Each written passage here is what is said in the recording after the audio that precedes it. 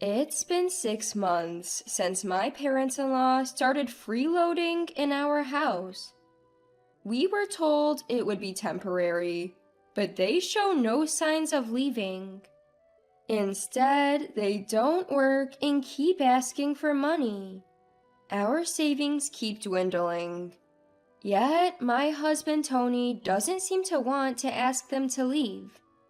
Every time I look up, I see father-in-law and mother-in-law smirking at me. I'm at my wit's end. If they think they can mock me like this, they've got another thing coming. My name's Anna, 35 years old. Been married to Tony for 5 years. We met at our favorite bar and got married after dating for 18 months. We've had our ups and downs, but life's been mostly good. Tony, what time do you think you'll be home today? Maybe around 7 p.m.? I might have to work late today. About dinner? Just make something when we get back. I'll be watching TV till then. All right. Though both of us work, I take care of all the housework. Initially, we promised to share responsibilities, but Tony hardly lifts a finger. If he does, it's usually to complain. Arguing only leads to more disputes, and he'll just quit doing chores altogether. It's faster if I just do everything. This has been our routine since our 2nd year of marriage. Then one day, I came home from work to find Tony deep in conversation on the phone. Oh, okay, that's fine with me. And? Got it. I'll let Anna know. Talk later. He hung up and I asked, "Who was that?" Oh, that was Dad and Mom. Apparently, they've got a leak in their house. A leak? Especially during this rainy season? Yeah, and they want to stay with us for a while. Stay with us? Wait, you mean move in with us? Well, we do have the extra room. It's not a big deal. Are you kidding me? I don't want to live with them, especially not those two. There's a reason I'm not thrilled about living with my parents-in-law. They're terrible with money. Father-in-law is obsessed with the lottery, even though he has a stable job. Mother-in-law works part-time just once a week. They constantly waste money and regularly ask us for financial help. When my step-grandfather was hospitalized, my parents-in-law didn't even visit. I was the one caring for him and visiting regularly. Anna, I can't thank you enough. Don't mention it, we're family. Here's a week's worth of clothes for you. Always so kind. If my family ever upsets you, come straight to me. I'll handle it. Thank you. I just hope it gets better soon. I'll repay your kindness someday. After his release, my step-grandfather, disappointed in my parents-in-law, kicked them out. With nowhere to go and little savings, my parents-in-law rented a cheap apartment. So when Tony says parents' house, he's referring to the apartment my parents-in-law had moved into. Their behavior is so troubling that even their own parent disapproves. It's no wonder I'm worried about living with them. I'm sorry, but living with them all of a sudden, I can't. I told Tony straight up. What? Why? They're in trouble. I get that, but remember when they asked us for money for living expenses? If they live with us, they'll rely on us even more. Don't worry, I'll talk to them about it. Talk to them? What will you say? They each handle their own expenses. That should work, right? But... So what? You want them to stay in a leaky house? That's not what I meant. Tony gave me a hard look, making me feel guilty. I don't want to be cold to my parents-in-law, but because of our past, I'm worried about living together. That said, I can't just leave them in the lurch. Reluctantly, I agreed to Tony's proposal. Okay, just until the leak's fixed, right? Yeah, I guess so. So it's temporary, right? That's what I said. They're struggling. They'll come over tomorrow. Got it. But make sure you talk to them about the living expenses, okay? Rolling his eyes, Tony replied, Yeah. What's with that attitude? After all the concessions I made, this is how he acts? All I can hope for now is that the repairs finish quickly.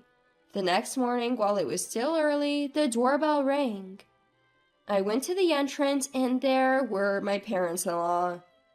Hi, Anna. Good morning. Anna, it's been a while. Let's head on in. Father-in-law? Mother-in-law? I thought you were coming tonight. Well, we were gonna buy some lottery tickets first, but we spent all our money yesterday, haha. I had planned to go to the salon with the winnings, but now we're in this mess, aren't we? I can't even. There's so much wrong here. If they spent all their money, just how much did they blow on lottery tickets? Can they really handle their own expenses? From day one, my anxiety was at its peak. Then, as expected, my worries came true. 2 weeks in, I opened the fridge to find all the eggs, bacon, veggies, and even the bread gone.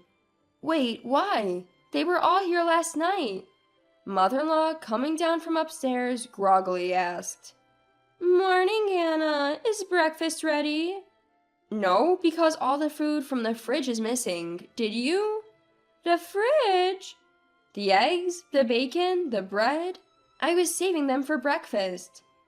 Mother-in-law's face lit up. Oh, we had that as a midnight snack. You ate everything for a midnight snack? We were hungry. Me, husband, and Tony. We just cooked up what we found. Without asking me? It's not a big deal. We're family. Anyway, I'm hungry now.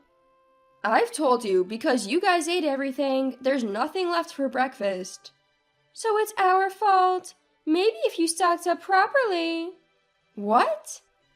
Just get something for breakfast now. I was boiling with anger at mother-in-law's selfish remarks. It's absurd to think of shopping for breakfast ingredients for them when I'm about to head to work. Quickly getting dressed, I left for the office without a word. Then I received furious text messages from both Tony and mother-in-law. Where are you? Husband and Tony are up. Hey, Anna, where did you go? My parents are hungry. You didn't go to work, did you? What about our breakfast? Anna, don't ignore Mom's messages. That's rude. My phone buzzed continuously with a stream of pointless messages. Of course, I didn't reply and ignored all of them. When I got home, Tony and my parents-in-law were there, arms crossed, visibly upset, waiting for me. Tony, with a furious expression, began to speak. Anna, what the hell? What? Not what. Dad and Mom were starving. Because you guys ate everything. Also, wasn't the deal that we'd all pitch in for living expenses? Yet I'm paying for everything. Stop making a fuss every time. So uncouth. It's not a fuss. It's important. And the living expenses, that was your idea. Enough. I'll cover Dad and Mom's expenses. Just do the housework. Got it. After yelling at me, Tony stormed off to the living room. My parents-in-law just stood there, smirking at my expense. Why am I the one getting blamed for everything? This whole mess started because of them, not me. From that day on, their condescending attitudes towards me only grew.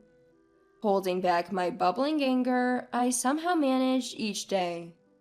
One day, 6 months after living with my in-laws, I decided to check our joint bank account for the first time in a while, and was utterly shocked by what I saw. What? What's going on? Almost $20,000 is missing. Incredibly, the balance was significantly lower than the last time I checked. Not only were there direct withdrawals, But there were also traces of transactions from the debit card that Tony uses. I quickly confronted Tony.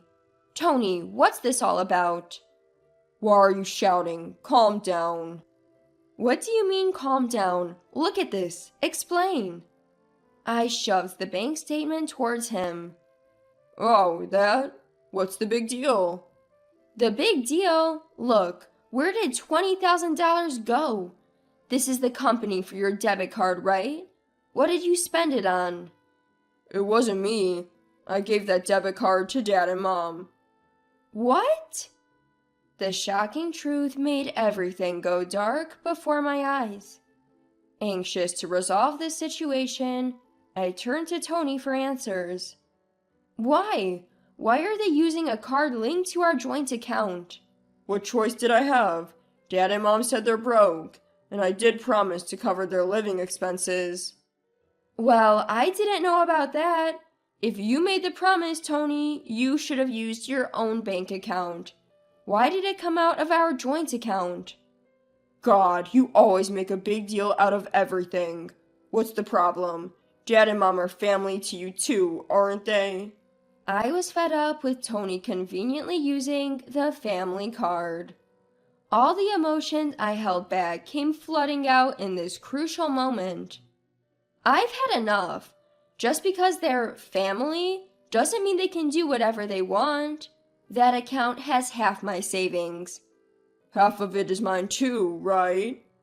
But out of the $30,000 we had, $20,000 is gone.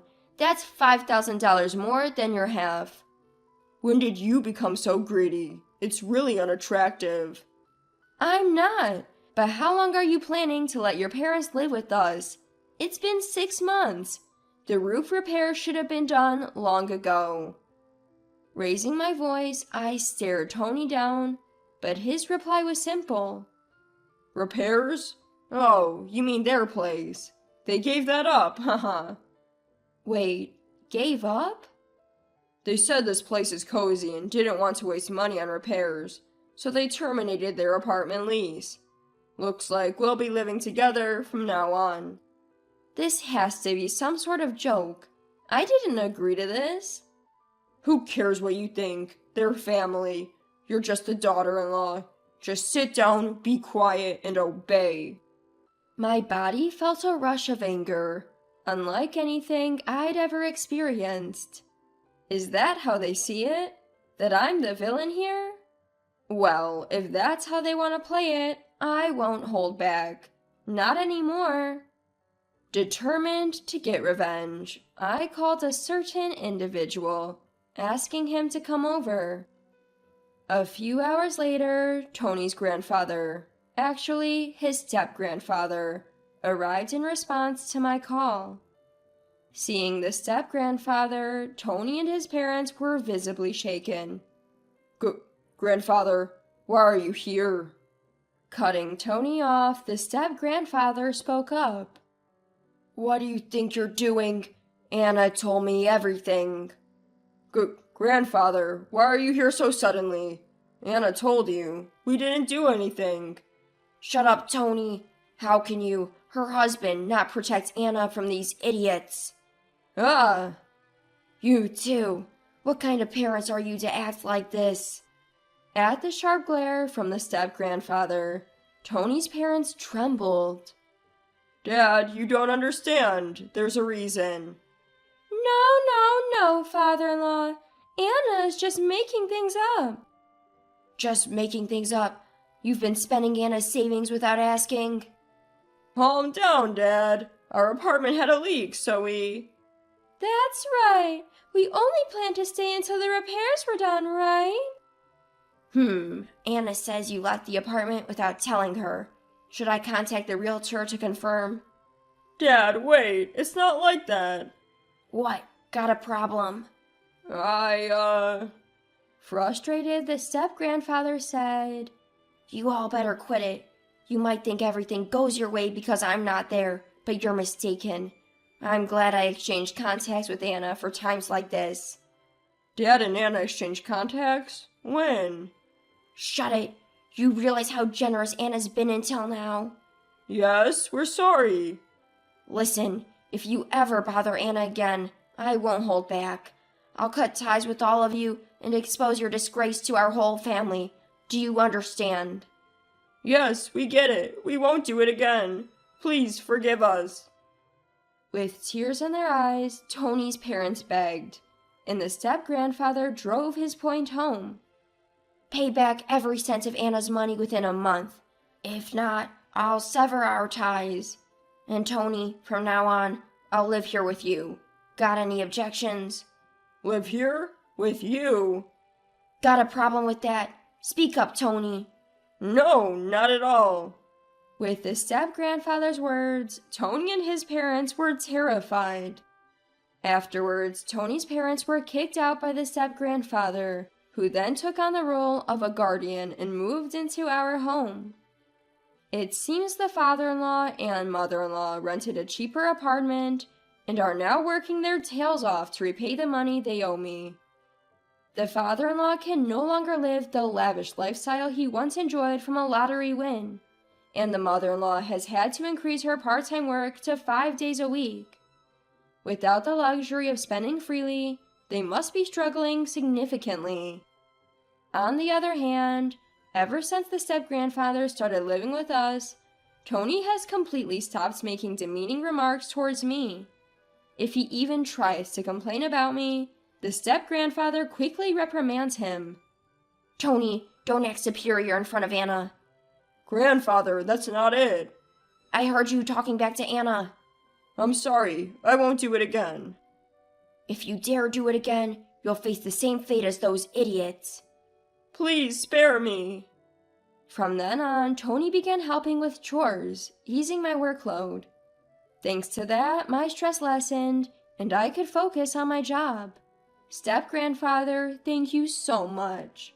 It's nothing. Remember, when I was hospitalized 5 years ago, you were the only one who visited. It meant a lot, especially since you had just married. It was just the right thing to do, as family. That's how I feel too. I just wanted to help my troubled family. Step-grandfather.